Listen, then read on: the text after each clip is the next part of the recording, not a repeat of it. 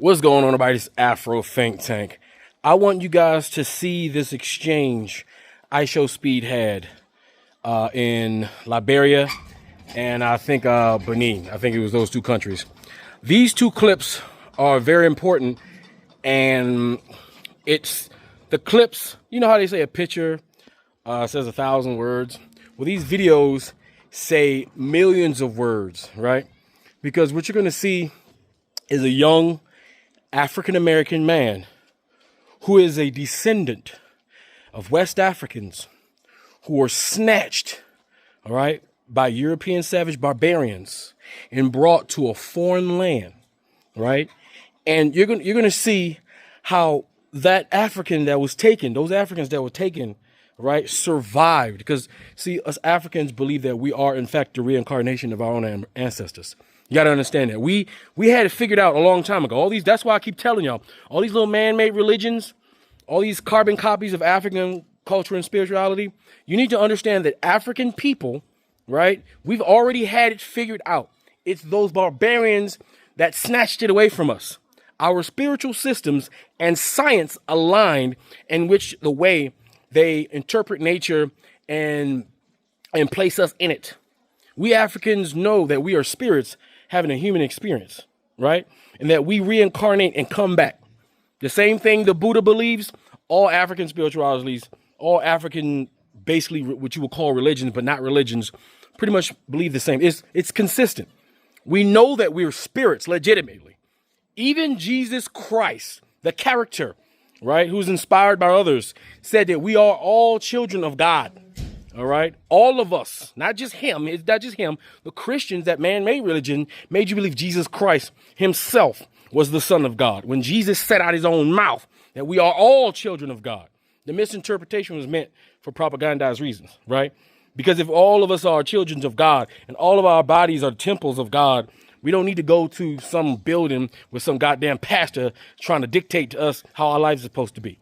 All right. Now, what you're going to also see, for all you foundational Black Americans, you're going to find out that you are, in fact, still a foundational Black African. OK, and you're going to see, because you guys don't really, like mostly, I understand you guys are not very educated in history. You guys don't understand that we African Americans have a country, even though most of us are by way of Ghana, Sierra Leone, Benin, Togo, Nigeria, Cameroon.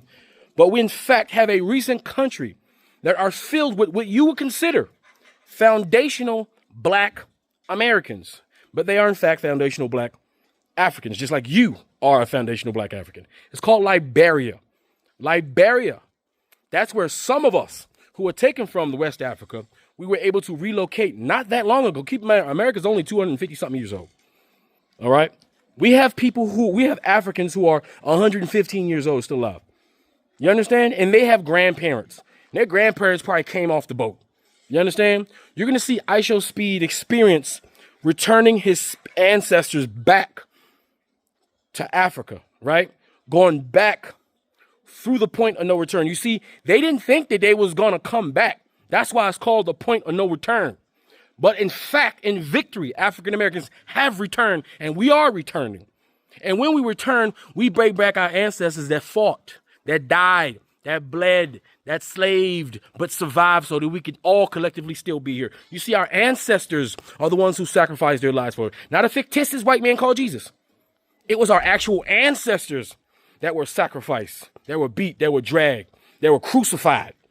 But in fact, they survived, enough of them, for us to be born, for us to have the capability to come back here.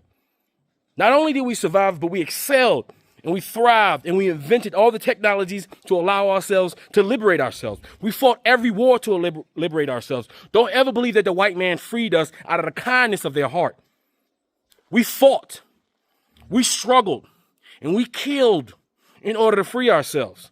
And because of that, our young men, like IShowSpeed, can go back as a YouTuber, as a celebrity, and take his ancestors back home with pride.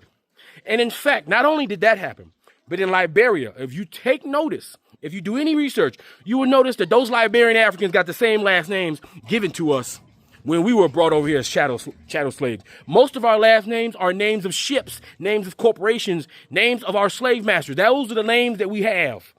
Those are the last names. Those last names are markers of our former owners. The markers of the former corporations that incorporated us. The names of the ships. William, Thomas, Johnson. You're going to see IShowSpeed meet his relatives that's been in Africa for 100 years. You're going to see him meet his relatives that are 100% foundational Africans, completely and totally reintegrated back into the system of Africa, and they are in fact family members from the same state. How ironic is that? How insane is that? How amazing is that? That goes to show you that you have family in Africa. Look, every one of us, listen, this is a fact, not an opinion. This is a guaranteed 100% fact. Every foundational Black American, as you guys like to call yourselves, can find a blood relative in Africa. Every single one of us. You see, here's the thing. When they ripped us from Africa, when you rip something, how many parts are there? When you rip something, there's 2 parts.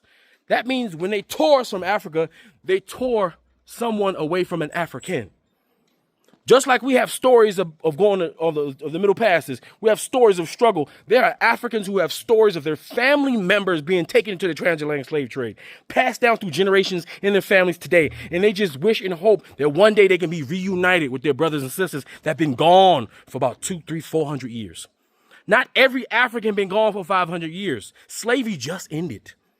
A lot of us just got here within the 200-year mark. We ain't been gone that long. And as you can see, IShowSpeed and his family ain't been gone that long. Just like my family. My family ain't been gone that long. We one of the most recent. If you are a North American African, you are one of the most recent Africans brought over here during the transatlantic slave trade. You are the last group of Africans that were brought over here, because it was the South Americans and the Caribbeans that have been here for 200, 300 years before we were snatched from Africa. So without further ado, I want you to watch this video. It's short, but it's powerful, and it means the world to us.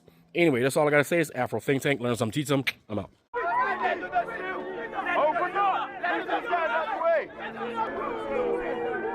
Chat, this is the door of no return. If I take you, go there, you don't return to your country. Huh? Very simple. In the past, that's why it all happened. They take people from here and put them on boat and ship them away. To the Tusa?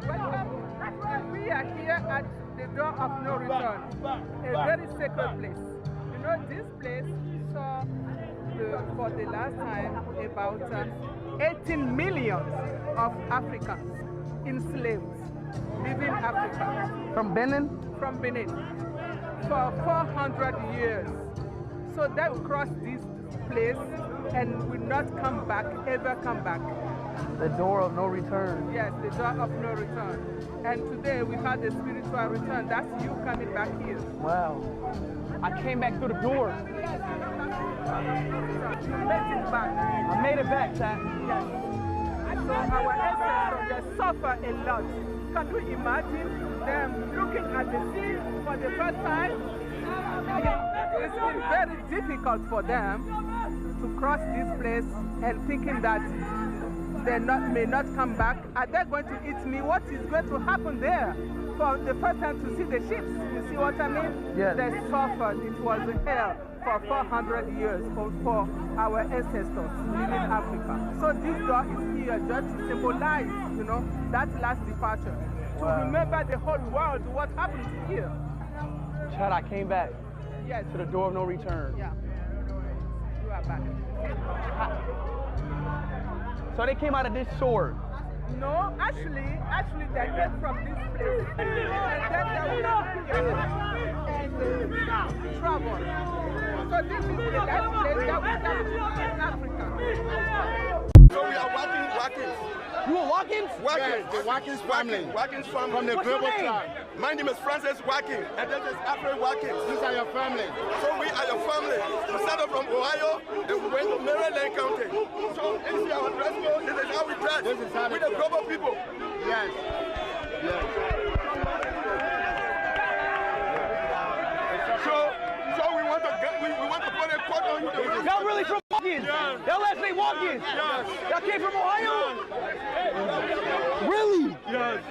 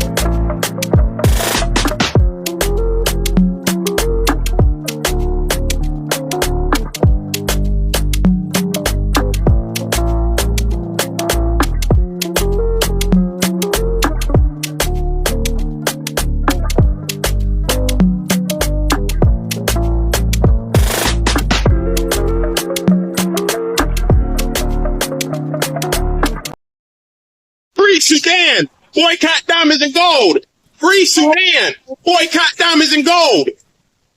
We most definitely cannot forget about the people of Sudan. Thanks for watching Afro Think Tank. Don't forget to like, share, and subscribe. And follow me on Substack and Patreon for more content. Remember, it's Pan-Africanism or nothing.